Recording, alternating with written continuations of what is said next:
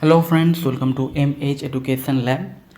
So তোমাদের কাছে প্রথমেই বলে দিই যে তোমরা আমাদের ভিডিও ডেসক্রিপশানে লিঙ্ক দিয়ে দেওয়া আছে, যেটা হচ্ছে আমাদের অফিসিয়াল যে অ্যাপ MH এডুকেশন ল্যাব, এটা তোমরা ইনস্টল করতে পারো। এই অ্যাপটাতে যে সমস্ত কোর্সগুলো চলছে সেই সমস্ত কোর্সগুলো ইউজ করে কিন্তু বহু পরীক্ষার্থী WBCS-এ কৃতকার্য হয়েছে। অতএব তোমরা যদি তোমাদের WBCS-এর প্রিপারেশানকে একটা ভালো বুস্ট আপ দিতে চাও, একটা কিকস্টার্ট দিতে চাও, তাহলে কিন্তু তোমরা অবশ্যই আমাদের অ্যাপটাকে ইনস্টল করো। অলরেডি অনেকেই জানো আমাদের এই অ্যাপটা সম্বন্ধে, তারপরে যদি এখনও অবধি কেউ না জেনে থাকো তাদেরকে বলবো তোমরা অবশ্যই গিয়ে আমাদের ভিডিও ডেসক্রিপশানে যে লিঙ্ক আছে সেখানে ক্লিক করে আমাদের MH এডুকেশন ল্যাব অ্যাপটাকে ইনস্টল করো, এবং ইনস্টল করে যে ধরনের কোর্সগুলো চলছে সেই কোর্সগুলো কিন্তু তোমরা এভেল করতে পারো।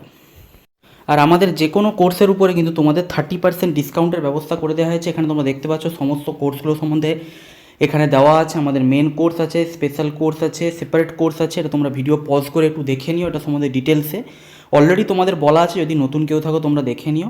আর এটা আমার নামের কোড SUBA30, এটা তোমরা দেখতে পাচ্ছ। এইটা তোমরা ইউজ করলে ইনস্ট্যান্ট যে কোনো কোর্সের উপর কিন্তু 30% ডিসকাউন্ট পেয়ে যাবে। তো অবশ্যই তোমরা কিন্তু কুপন কোডটা ইউজ করবে, এটা স্পেশালি তোমাদের জন্য এখানে দেওয়া হয়েছে। তো আজকে ক্লাসটা এবার শুরু করা যাক। সো দেখো, আজকে প্রথম কোশ্চেন আছে। প্রথমেই তোমাদের বলে দিই, তোমাদের অনেক দিন ধরে যেটা রিকোয়েস্ট তোমরা বারবার করে করছে, সেই রিকোয়েস্টটাকে কিন্তু মাথায় রেখে আজকে তোমাদের জন্য কি করা হয়েছে, তোমাদের জন্য কিন্তু আমরা নিয়ে এসেছি 25টা কোশ্চেনের সেট। অর্থাৎ অনেকদিন ধরে তোমরা বলছিলে যে ক্লাসের লেন্থ বাড়াতে, বেশি করে কোশ্চেন আলোচনা করতে। তো এই আজকে থেকে আমরা কী করবো, 25টা করে প্রিভিয়াস ইয়ারের কোশ্চেন আলোচনা করবো। আজকে আমি তোমাদের জন্য নিয়ে এসেছি আমাদের পলিটির কিছু কোশ্চেন। তো কোশ্চেনগুলো দেখে নেওয়া যাক। প্রথম কোশ্চেন বলা হচ্ছে, the power to increase the number of জাজেস in the supreme court is India is vested in. Supreme কোর্টের জাজের সংখ্যা বাড়ানোর ক্ষমতা এখানে কার হাতে দেওয়া আছে? সুপ্রিম কোর্টে জাজের সংখ্যা বাড়ানোর ক্ষমতা এখানে দেওয়া আছে কার হাতে? সেখানে সঠিক উত্তর কী হয়ে যাবে? Option B, parliament. পার্লামেন্টের হাতে কিন্তু এই ক্ষমতাটা দেওয়া আছে। পার্লামেন্ট কী করতে পারবে? পার্লামেন্ট কিন্তু সুপ্রিম কোর্টের জাজেদের সংখ্যাকে ইনক্রিজ করতে পারবে। এটা শুধুমাত্র পার্লামেন্টের হাতেই ক্ষমতাটা দেওয়া আছে। এটা তোমরা দেখতে পাচ্ছ কোনটা অনুযায়ী, সেটা হচ্ছে আর্টিকেল 124(1). আর্টিকেল 124(1) এই আর্টিকেলের আওতায় কিন্তু এই ক্ষমতাটা আমাদের সুপ্রিম কোর্টের জাজেদেরকে দেওয়া আছে। তারা কি করতে পারে? তারা হচ্ছে আমাদের সুপ্রিম কোর্টের জাজের সংখ্যা, পার্লামেন্টের হাতে দেওয়া আছে, যারা সুপ্রিম কোর্টের জাজের সংখ্যা বাড়াতে পারবে। নেক্সট কোশ্চেন হচ্ছে, mark the correct date and year in which Indian constitution came into being forced. আচ্ছা, এখানে দুটো জিনিস তোমাদের মাথায় রাখতে হবে। এই কোশ্চেনের ক্ষেত্রে দু ধরনের ল্যাঙ্গুয়েজ হয়। একটা হচ্ছে কেম ইন্টু অ্যাকশন বা কেম ইন্টু বিং ফোর্সড, আর একটা হচ্ছে অ্যাডপ্টেড। ঠিক আছে, এই দুটো তোমাদের মনে রাখতে হবে। যদি তোমাদেরকে জিজ্ঞেস করা হয় যে অ্যাডপ্ট কবে করা হয়েছিল, তাহলে তোমাদের মনে রাখতে হবে সঠিক উত্তর হবে 26শে নভেম্বর 1949। 1949-এর 26শে নভেম্বর এটাকে অ্যাডপ্ট করা হয়েছিল, কারণ ওই সময়টা কমপ্লিট হয়ে গেছিলো। কিন্তু সবার সামনে আনা হয়েছিল কবে? সেটা হচ্ছে 26শে জানুয়ারি 1950, যেটা আমরা প্রজাতন্ত্র দিবস হিসাবে বা রিপাবলিক ডে হিসাবে এটাকে আমরা কী করি, এটাকে আমরা সেলিব্রেট করি। কারণ ওই দিন কী হয়েছিল, আমাদের কান্ট্রি ডোমিনিয়ন থেকে ফ্রি স্টেট বা ইন্ডিপেন্ডেন্ট কান্ট্রিতে রূপান্তরিত হয়ে গেছিলো। তার আগে কি ছিল? ইন্ডিপেন্ডেন্ট ডোমিনিয়ন বা ফ্রি ডোমিনিয়ন ছিল। এটার পরে হয়ে গেছিলো ফ্রি স্টেট। অপশান ডি এখানে সঠিক উত্তর হবে। সেটা সম্বন্ধিত এখানে লিখে দেওয়া আছে যে the constitution of India came into force on 26শে January 1950. The Constitution Assembly set up a drafting committee under the chairmanship of Dr. B.R. Ambedkar on 29 August 1947. Prepare a draft Constitution of India. The Constitution of India was adopted by the Constitution Assembly on 26শে November 1949 and came into force on 26শে January 1950. যেটা তোমাদের বললাম যে adopt করা হয়েছিল 26শে নভেম্বর 1949-এ, বাট কেম ইন্টু ফোর্স 26শে জানুয়ারি 1950। নেক্সট 3 নম্বর কোশ্চেন বলা হচ্ছে কি, যে according to the constitution of India it is the duty of president to present which of the following on the desk of parliament.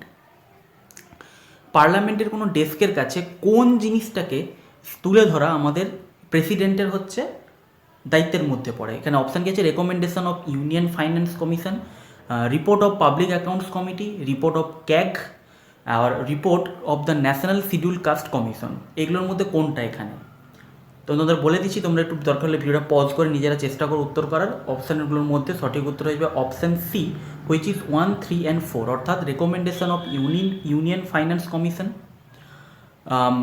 তারপর হচ্ছে report of CAG and report of national scheduled caste commission. Report of the public accounts committee এটা আমাদের প্রেসিডেন্টের দায়িত্বের মধ্যে পড়ে না।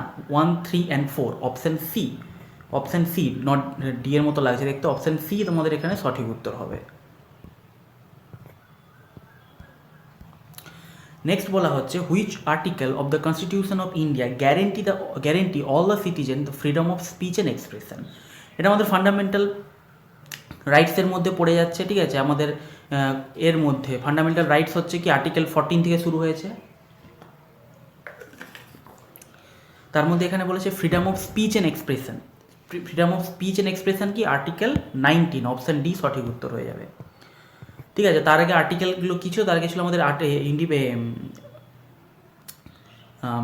কি বলবো, right two freedom, right to equality, এইগুলো হচ্ছে আমাদের ছিল। তারপর আর্টিকেল 19 কি এসছে freedom of speech and expression, ঠিক আছে। তার আগে যেগুলো আছে সেগুলো কী ছিল, সেগুলো হচ্ছে article of equity before law, মানে equality, freedom, right to equality and right of freedom. Right of ফ্রিডমের মধ্যেই actually freedom of speech and expression পড়ছে। আর্টিকেল 14 থেকে 18-র মধ্যে অ্যাকচুয়ালি কী পড়ছে, 14 থেকে 18-র মধ্যে পড়ছে যে রাইট অফ ইকুয়ালিটি, ঠিক আছে। ইকুয়ালিটি বিফোর ল, আমাদের যেন জবে সমান হচ্ছে সবাইকে অপরচুনিটি দেওয়া হয়, এইসব বিষয়ে 14 থেকে 18-র মধ্যে। আর 19 থেকে শুরু হচ্ছে কি রাইট অফ ফ্রিডম, ঠিক আছে, রাইট অফ ফ্রিডম। তার মধ্যে freedom of speech and expression পড়ছে আমাদের আর্টিকেল 19-এর মধ্যে। 5 number question, which schedule of the constitution of India distributes the power between union and the states. আমাদের টোটাল 12টা শিডিউল আছে আমাদের ইন্ডিয়ান কনস্টিটিউশনের মধ্যে, তোমরা সকলেই জানো। তার মধ্যে এখানে বলা হচ্ছে যে পাওয়ার ডিস্ট্রিবিউশন বলা কোনটা হচ্ছে। পাওয়ার ডিস্ট্রিবিউশন মানে এখানে হচ্ছে state list, concurrent list and central list, এটার কথা বলা হয়েছে। এটা হয়েছে কিসের মাধ্যমে, এটা হয়েছে আমাদের 7 শিডিউলের মাধ্যমে, ঠিক আছে। 7 শিডিউলের মাধ্যমে এটা বলা হয়েছে।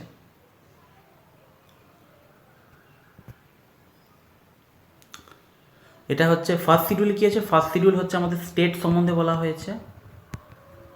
সেকেন্ড শিডিউলে হচ্ছে আমাদের পার্লামেন্ট সম্বন্ধে বলা হয়েছে। 6 শিডিউলে আমাদের হচ্ছে ট্রাইবাল সম্বন্ধে বলা হয়েছে, জনজাতি সম্বন্ধে, ঠিক আছে। ট্রাইব সম্বন্ধে বলা হয়েছে বা জনজাতি সম্বন্ধে বলা হয়েছে। 7 শিডিউলে হচ্ছে আমাদের পাওয়ার সম্বন্ধে বলা হয়েছে। তারপরে হচ্ছে আমাদের 8 শিডিউল, যেটা 8 শিডিউলে হচ্ছে ল্যাঙ্গুয়েজ সম্বন্ধে বলা হয়েছে। সবগুলো যেগুলো ইম্পর্টেন্ট বলে দিচ্ছি, 12টা শিডিউলই তোমাদের মনে রাখতে হবে, ঠিক আছে। 12টা শিডিউল মনে রাখবে। লাস্টে 11-12 হচ্ছে তোমরা জানো পঞ্চায়েত আর মিউনিসিপ্যালিটি সম্বন্ধে বলেছে। তারপর হচ্ছে 6 নম্বর কোশ্চেন বলা হচ্ছে 86 amendment of the constitution of India altered A directive principle of the constitution to provide for. আমাদের হচ্ছে যে ডিপিএসপি বা ডাইরেক্টিভ প্রিন্সিপাল আছে, তার মধ্যে একটাকে চেঞ্জ করা হয়েছিল কিসের মাধ্যমে, সেটা হচ্ছে আমাদের 86 অ্যামেন্ডমেন্ট অ্যাক্টের মাধ্যমে। এটা কোনটা ছিল, মানে কোন ডিপিএসপিটাকে চেঞ্জ করা হয়েছিল, এটাকে চেঞ্জ করা হয়েছিল হচ্ছে সঠিক উত্তর হচ্ছে option E, early childhood care and education for all children until they complete the age of 6 year, ঠিক আছে। এটাকে চেঞ্জ করা হয়েছিল। এটা কবে হয়েছিল, সেটা হচ্ছে 2002 সালে। 2002 সালে 86 অ্যামেন্ডমেন্ট অ্যাক্টের মাধ্যমে এটাকে চেঞ্জ করা হয়েছিল। নেক্সট 7 নম্বর কোশ্চেন, ডিস্ট্রিক্ট জাজ in a state are appointed by, সকলেই জানো গভর্নর হবে তোমাদের সঠিক উত্তর, ডিস্ট্রিক্ট জাজ। আমাদের জুডিশিয়ারি যত সমস্ত জিনিসপত্র হয় এগুলো হচ্ছে রাষ্ট্রপতি আর আমাদের যে গভর্নর বা রাজ্যপাল থাকেন ওনারাই দেখেন, মন্ত্রীরা এইসব বিষয়ে সরাসরি জেনারেলি মাথা ঘামায় না। এটা হয় কিসের মাধ্যমে, আর্টিকেল 223, আর্টিকেল 223 অনুযায়ী গভর্নরকে এই পাওয়ারটা দেওয়া আছে। এই আর্টিকেলগুলো কিন্তু ভালো করে মনে রাখবে, যে আর্টিকেলগুলো আমি আলোচনা করছি কারণ এই আর্টিকেলগুলোই পরীক্ষায় কোশ্চেন করবে তোমাদের, কোন পাওয়ারটা কোন আর্টিকেল অনুযায়ী আছে। প্রেসিডেন্টের সব রিলেটেড আর্টিকেলগুলো তো খুবই important. The impeachment of the president of India can be initiated in, আমাদের ইমপিচমেন্ট বা মহাভিনিষ্ক্রমণ যেটাকে বলা হয় থাকে, প্রেসিডেন্টকে হচ্ছে মানে ফোর্সফুলি করা, বাদ দিয়ে দেওয়া, ইমপিচমেন্ট যেটা ট্রাম্পের এগেনস্টে হয়েছিল। তো সেটা কোথায় হয়, সেটা হচ্ছে either house of parliament, Rajya Sabha এবং লোকসভার মধ্যে যে কোনো একটা হাউসেই কিন্তু এটাকে ইনিশিয়েট বলেছে, পুরো করা যায় না কিন্তু ইনিশিয়েট, মানে আমি যে ইমপিচমেন্ট করবো সেই প্রথম প্রস্তাবটা রাখা যাবে কিন্তু যে কোনো একটা হাউসে। এবং এটা কোন অনুযায়ী, সেটা হচ্ছে আর্টিকেল 61 অনুযায়ী। আর্টিকেল 61 অনুযায়ী এটা করা যায়। বারবার করে বলছি আর্টিকেলগুলো ভালো করে মনে রাখবেন, এই জন্য প্রত্যেকটা জিনিসের আর্টিকেলগুলো এখানে ইনক্লুড করেছি। আর্টিকেল 61 অনুযায়ী এটা করা যায়। নেক্সট কোশ্চেন, আচ্ছা এটার একটু কোশ্চেনগুলো লেখাগুলো একটু ছোটো ছোটো আছে না, ঠিক আছে, আমি বলে দিচ্ছি। দেখো, কনসিডার দ্য ফলোয়িং স্টেটমেন্টস। কী বলা হয়েছে, যে the parliamentary committee of the public accounts consist of not more than 25 members of লোকসভার 25 জনের বেশি মেম্বার থাকে না। examine public expenditure not only legal and formal point of view to discover technical irregularities but also from the point of view of economy, prudence, wisdom and prosperity. আর number 3 হচ্ছে examine the report of the CAG. এইগুলো এখানে বলা হয়েছে, ঠিক আছে। তো এইগুলোর মধ্যে হচ্ছে তোমাদের সঠিক উত্তর কোনটা হয়ে যাবে? সঠিক উত্তর হয়ে যাবে অপশান বি, অপশান 2 and 3, ঠিক আছে। অর্থাৎ হচ্ছে আমাদের ক্যাগের যে রিপোর্ট সেগুলোকে এক্সামাইন করা এবং আমাদের হচ্ছে বিভিন্ন এক্সপেন্ডিচারগুলোকে পুরোপুরিভাবে করা, মনিটরিং করা। কোনটা হবে না সেটা হচ্ছে parliamentary committee of public accounts consist of not more than 25 members of Lok Sabha, এটার কোনো মানে নেই, এটা হবে না। অপশান 2 and 3 এখানে সঠিক উত্তর হয়ে যাবে। Next 10 number question, power to grant pardon, খুব ইম্পর্টেন্ট কোশ্চেন, অনেকবার পরীক্ষায় রিপিট হয়েছে। ফাঁসির আসামিকে ক্ষমা প্রদান করা, ঠিক আছে। Power to grant pardon are enjoyed by which of the following constitutional authorities? সঠিক উত্তর হবে president and governor of the state. তোমরা জানো কিনা জানি না, সবাই ম্যাক্সিমাম প্রেসিডেন্ট জানে, কিন্তু প্রেসিডেন্টের সঙ্গে সঙ্গে রাজ্যপালেরও কিন্তু সেম ক্ষমতা আছে, ঠিক আছে। রাজ্যপালেরও কিন্তু এই ক্ষমতা আছে, প্রেসিডেন্টের কাছে এই ক্ষমতা আছে অ্যাকর্ডিং টু আর্টিকেল 72 অ্যান্ড রাজ্যপাল বা গভর্নরের কাছে এই ক্ষমতা আছে according to article 161। Next 11 number question, article 280 of the Indian constitution less down the establishment of the, এটা কিসের মাধ্যমে? আর্টিকেল 280, ঠিক আছে, কিসের ভিত রেখেছিল? সেটা হচ্ছে আমাদের option D, finance commission. Finance commission তৈরির ভিত রেখেছিল article 280। 12 number question, panchayat Raj system of India has, এটা তো খুবই ইজি কোশ্চেন, 3 টায়ার গভর্নমেন্ট আমাদের পঞ্চায়েত রাজে দেখতে পাওয়া যায়, ঠিক আছে। এটা হয়েছে 73rd অ্যামেন্ডমেন্ট অ্যাক্ট অনুযায়ী এটাকে করা হয়েছে। সিস্টেমগুলো হচ্ছে ভিলেজ লেভেল, যেটা গ্রাম পঞ্চায়েত, ক্লাস্টার অফ ভিলেজ মানে ব্লক লেভেলে হচ্ছে ব্লক পঞ্চায়েত, আর ডিস্ট্রিক্ট লেভেলে হচ্ছে ডিস্ট্রিক্ট পঞ্চায়েত। নেক্সট 13 নম্বর কোশ্চেন হচ্ছে, which of the following amendments of the Indian constitution is related to reservation of SCs and representation of Anglo Indians in the Lok Sabha and state assembly, ঠিক আছে। তাহলে which of the following amendments of the Indian constitution is related to reservation of SCs and STs and representation of Anglo Indian in Lok Sabha and state assembly? এটা কোন amendment অ্যাক্টের মাধ্যমে হয়? আমাদের হচ্ছে SC/STদের জন্য রিজার্ভেশন রাখা হয়েছে এবং অ্যাংলো ইন্ডিয়ানদের একজন করে রিপ্রেজেন্টেটিভ রাখা হবে, যেটা আমাদের প্রেসিডেন্ট চুজ করেন। সেটা হচ্ছে কি? সেটা হচ্ছে আমাদের option D, 79th amendment act অনুযায়ী। 79th অ্যামেন্ডমেন্ট অ্যাক্ট অনুযায়ী এটা করা হয়ে থাকে। আচ্ছা, নেক্সট কোশ্চেন হচ্ছে, the constitution bill which is 123rd amendment act 2017 deals with, এটা কিসের সঙ্গে ডিল করে থাকে? 123তম অ্যামেন্ডমেন্ট অ্যাক্ট, সেটা হচ্ছে আমাদের অপশান এ এখানে সঠিক উত্তর, empowers national commission on backward classes, OBC category, যেটা তাদের এম্পাওয়ার করা, empowerment of national commission of backward classes. এটা হচ্ছে কিসের মাধ্যমে হয়ে থাকে? সেটা হচ্ছে আমাদের amendment constitutional bill which is 123rd amendment act 2017 deal করে। 15 নম্বর কোশ্চেন হচ্ছে, which section of the Indian penal code deals with adultery? ঠিক আছে, এটা কিন্তু ইম্পর্টেন্ট কোশ্চেন। অ্যাডাল্টারির সঙ্গে কোন পিনাল কোড ডিল করে? সেটা হচ্ছে অপশান বি, 497। পিনাল কোড 497 অ্যাডাল্টারির সঙ্গে ডিল করে থাকে। নেক্সট 16 নম্বর কোশ্চেন হচ্ছে, executive power of the state is bestowed on the governor by which article of the Indian constitution? আমাদের ইন্ডিয়ান গভর্নর বা রাজ্যপালের যে এক্সিকিউটিভ পাওয়ার আছে সেটা কোন আর্টিকেল অনুযায়ী? সঠিক উত্তর হচ্ছে অপশান সি, আর্টিকেল 154। বারবার করে বলছি, এই আর্টিকেল প্রেসিডেন্ট বা গভর্নরের সঙ্গে রিলেটেড আর্টিকেলগুলো মনে রাখবে। এগুলো তোমরা দেখতে পাচ্ছ প্রিভিয়াস ইয়ারে অনেকবার রিপিট হয়ে কোশ্চেনগুলো এসেছে। এক্সিকিউটিভ পাওয়ার কি? এক্সিকিউটিভ পাওয়ার হচ্ছে তোমাদের কি? এক্সিকিউটিভ পাওয়ার দেখো এখানে আমি তোমাদের বলে দিচ্ছি। এক্সিকিউটিভ পাওয়ার যেটা তোমরা দেখতে পাচ্ছ না, এক্সিকিউটিভ পাওয়ার এখানে লেখা আছে। এটা তোমরা হচ্ছে যখন পিডিএফটা পাবে, পিডিএফ কিন্তু আমাদের টেলিগ্রামে চ্যানেলে নিয়মিতভাবে আপডেট হয়। ওই টেলিগ্রাম চ্যানেলে তোমরা পিডিএফটা পাবে, ওখান থেকে পড়ে নিও। এখানে আমি ফালতু আর পড়ে সময় নষ্ট করতে চাইছি না। মানে আমাদের গভর্নরের যে এক্সিকিউটিভ পাওয়ারগুলো আছে সেগুলো তোমরা এখান থেকে দেখে নিতে পারবে। এখানে আমি সব পুরো ডিটেলসে লিখে রেখেছি। Next 17 number question, in classification of power of constitution in India education false under? Education কিসের আন্ডারে পড়ে? ক্লাসিফিকেশন অফ পাওয়ার মানে যেটা তোমরা এক্ষুনি পড়ছিলে 7th শিডিউল অনুযায়ী, যেটা হচ্ছে আমাদের সেন্ট্রাল লিস্ট, স্টেট লিস্ট এবং কনকারেন্ট লিস্ট। তার মধ্যে এডুকেশন পড়ে কিসের মধ্যে? সেটা হচ্ছে কনকারেন্ট লিস্টের মধ্যে, কারণ এডুকেশন হচ্ছে স্টেট এবং সেন্ট্রাল দুজনেরই দায়িত্ব এটা। The concurrent list, also known as List 2, is a list of 52 items given in the 7th schedule to the Constitution of India. Under the Constitution of India, legislative section is divided into 3 lists: union list, state list and concurrent list. ঠিক আছে, তার মধ্যে concurrent লিস্টকে বলা হয় list 2, যার মধ্যে total 52টা item enlist করা আছে। Among 52 items, education is one of the item in the concurrent list.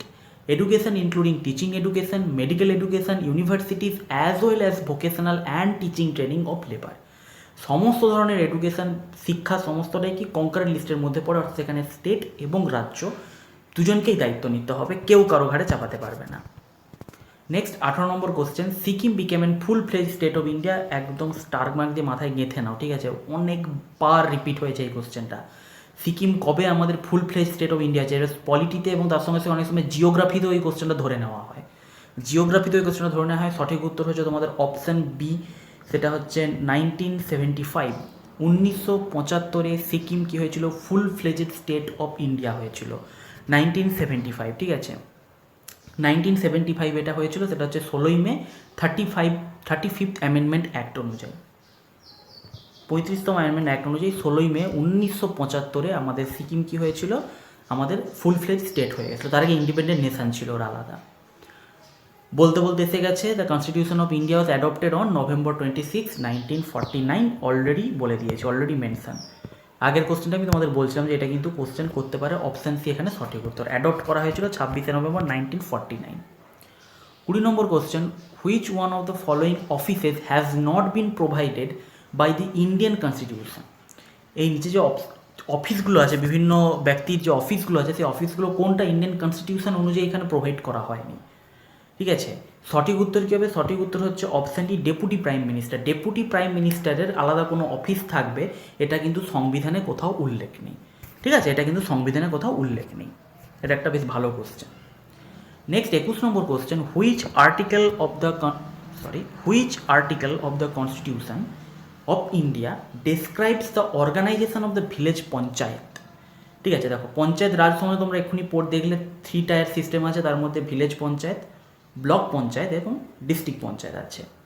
তার মধ্যে বলা যায় যে ভিলেজ পঞ্চায়েত, যেটা ভিলেজ পঞ্চায়েতটা যে আমার কীরকম অর্গানাইজেশন হবে, কীরকম তার সিস্টেম সমস্ত কিছু চলবে, সেটা কোন আর্টিকেল অনুযায়ী ঠিক হবে? ভিলেজ পঞ্চায়েত সিস্টেমটা আর্টিকেল অনুযায়ী ঠিক হবে, সেটা হচ্ছে অপশান এ, আর্টিকেল 40। আর্টিকেল 40 অনুযায়ী এটা কী হবে? ঠিক হবে। ঠিক আছে, আর্টিকেল 40 অনুযায়ী এটা ঠিক হবে। Next 22 number question, ombudsman institution was originated in. ঠিক আছে, এটা কোথায় হয়েছিল? এটা অ্যাকচুয়ালি এটা একটু out of the box question, এটা আমি স্বীকার করবো, এটা একটু out of the box question. এটা এক বছরে আমি দেখলাম কোথা থেকে এটা দিয়েছিল, হঠাৎ করে একটু out of the box question করেছে। সঠিক উত্তর কী হবে? সঠিক উত্তর হবে আমাদের অপশান সি, সেটা হচ্ছে সুইডেন। সুইডেনে 1809 খ্রিস্টাব্দে, 1809 এডিতে এটা স্থাপনা হয়েছিল।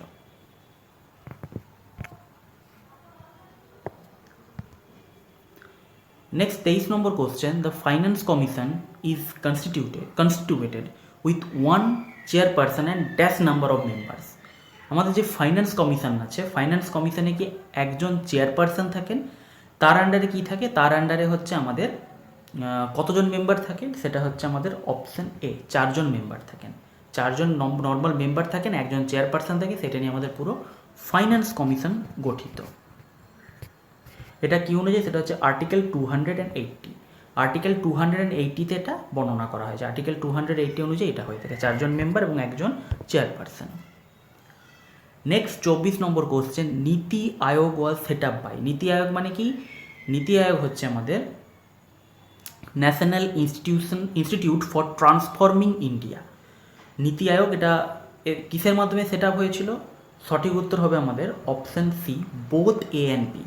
এ resolution by union cabinet and amending the constitution of India. ঠিক আছে, বোথ এ অ্যান্ড বি এর মাধ্যমে এটা হয়েছিল। NITI Aayog is set up by both A and B, A resolution by union cabinet and amending the constitution of India, national institution for transforming India.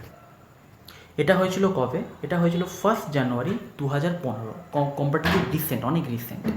1 জানুয়ারি 2015 সালে এটা গঠন করা হয়েছিল। নেক্সট 25 নম্বর এবং আজকে লাস্ট কোশ্চেন হচ্ছে, the supreme court held that forcing a person to undergo polygraph, brain mapping and narco analysis test as violative of, ঠিক আছে, সুপ্রিম কোর্ট বলে দিয়েছে পরিষ্কারভাবে যে কোনো একজন মানুষকে তুমি কখনোই পলিগ্রাফ টেস্ট মানে হচ্ছে ওই যেটার সাহায্যে তুমি মিথ্যা বলছো কিনা বোঝা যায়, ঠিক আছে, ট্রুথ রিডিং মেশিন যেটা আর কি, যেটাকে বলে পলিগ্রাফ, ব্রেন ম্যাপিং এবং নার্কো অ্যানালাইসিসও কি, নার্কোতে গিয়ে তোমাকে এক ধরনের ওষুধ পুশ করা হয় যেটা দিয়ে দিলে তুমি মিথ্যা কথা বলতে পারবে না, এমন কেমিক্যাল রিয়াকশান তোমার শরীরে হবে তুমি মিথ্যা কথা বলতে পারবে না, এটাকে বলে নার্কো টেস্ট। তো এখানে সুপ্রিম কোর্ট পরিষ্কার বলে দিয়েছে যে আমাদের হচ্ছে কোনো মানুষকে কখনোই তার পারমিশন ছাড়া পলিগ্রাফ, ব্রেন ম্যাপিং এবং নার্কো অ্যানালাইসিসে তাকে ফোর্স করা যাবে না। যদি ফোর্স করা হয় সেটা ভায়োলেশন হবে কিসের, কোন আর্টিকেলের ভায়োলেশন হবে। তো এখানে তোমরা একটা জিনিস দেখো, আর্টিকেল 360 তো প্রথমেই বাদ দাও, কারণ এটা হচ্ছে ফান্ডামেন্টাল রাইটস থেকে কোশ্চেনটা উঠে আসছে। আর্টিকেল 360 তো কোনোভাবে ফান্ডামেন্টাল রাইটসের মধ্যে পড়ে না। এর মধ্যে সঠিক উত্তর কী হবে বলো তো? সঠিক উত্তর হবে option C, article 21 and article 23। Article 21 আর আর্টিকেল 23 এটার সাথে কী বলা হয়েছে যে it will the forcing a person undergo polygraph, brain mapping and narco analysis test আর violation on article 21 and article 23। এই আর্টিকেলগুলো কী করে মানুষের বেসিক ফান্ডামেন্টাল রাইটসকে প্রোটেক্ট করে, যে তুমি কাউকে এভাবে পারমিশন ছাড়া তার উপর দুম করে টেস্ট করে দিতে পারো না, ঠিক আছে। এবং এটা শুধুমাত্র এই ক্ষেত্রে নয়, যে কোনো ক্ষেত্র, কোনো হসপিটালেও তুমি যদি যাও, তোমার যদি কোনো সার্জারি হয়, ঠিক আছে, সার্জারি যদি তুমি করে যাও তোমার উইথাউট তোমার কনসেন্ট, বা তুমি যদি মাইনর হও, তোমার বাড়ির লোকের কনসেন্ট ছাড়া কিন্তু তোমার উপর ডাক্তাররা দুম করে কোনো করে দিতে পারে না, সার্জারি করতে পারবে না। অবশ্যই তুমি যদি অ্যাডাল্ট হও, 18-এর উপর 18+ হও, তোমাকে তোমার কনসেন্ট দিতে হবে। আর যদি মাইনর হও তোমার বাড়ির লোককে কনসেন্ট দিতে হবে, নাহলে কোনো সার্জেন্ট কিন্তু সার্জারি করতে পারে না, ঠিক আছে। এগুলো সব আমাদের ফান্ডামেন্টাল রাইটসের মধ্যে পড়ে। আমাদের পারমিশন ছাড়া আমাদের উপর কোনো কিছু করা যাবে না, কোনো ড্রাগ প্রয়োগ করা যাবে না, কোনো টেস্ট করা যাবে না, এভাবে দুমদাম করে কোনো কিছু করা যাবে না, ঠিক আছে। এবার তোমরা বলবে যে স্যার আমাদের যে বিভিন্ন টেস্টিং হয়, ব্লাড টেস্ট বা অন্য কোনো টেস্ট, এটা কি আমাদের কনসেন্ট নেওয়া হয়? তো তুমি তো সেখানে উইলিংলি যাও, তবেই না তোমার টেস্ট করা হয়। তোমাকে কি ধরে বেঁধে তোমার ব্লাড নিয়ে তোমার ব্লাড টেস্ট করা হয়? স্বাভাবিক ব্যাপার, ঠিক আছে, সেটাই হচ্ছে ব্যাপার। সার্জারিটা একটা বড়ো সড়ো ব্যাপার বলে সেখানে একটা কনসেন্ট ফর্মের ব্যাপার থাকে। তো এই ছিল তোমাদের কোশ্চেন। দেখো তোমাদের যা ডিমান্ড ছিল সেই ডিমান্ড অনুযায়ী দেখো আমাদের আজকে 25 কোশ্চেন্স করানো হলো, এবং এরপর থেকে আমি চেষ্টা করবো 25টা করে 25টা করে কোশ্চেন করানো। তোমাদের অনেক দিন ধরে ডিমান্ড তোমরা করছিলে যে স্যার 25টা করে কোশ্চেন করান, 25টা করে কোশ্চেন করান, ঠিক আছে। তো সেটাই জন্য তোমাদের 25টা করে কোশ্চেন নিয়ে আসা হলো। ওকে, তো আজকে আশা করি তোমাদের ভিডিওটা ভালো লেগেছে। যদি ভালো লেগে থাকে ভিডিওটা অবশ্যই লাইক করো, বন্ধুদের সঙ্গে শেয়ার করো, আমাদের চ্যানেলকে সাবস্ক্রাইব করে বেল আইকনটা প্রেস করে দাও, এবং এই চ্যানেলে আপলোড বিভিন্ন ভিডিও নোটিফিকেশানগুলো তোমরা নিয়মিতভাবে পেতে থাকো। Thank you, have a nice day and all the best for all of your upcoming exams. Thank you.